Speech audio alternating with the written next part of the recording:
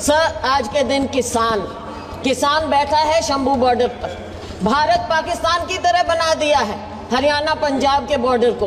किसान अनशन पर बैठे, मरने की कगार पर आए हैं, लेकिन सरकार अपनी वादा खिलाफी कर रही है। उन्हें उठाया, कहा एमएसपी को हम कानूनी दर्जा देंगे, लेकिन कहाँ गया वो कानून?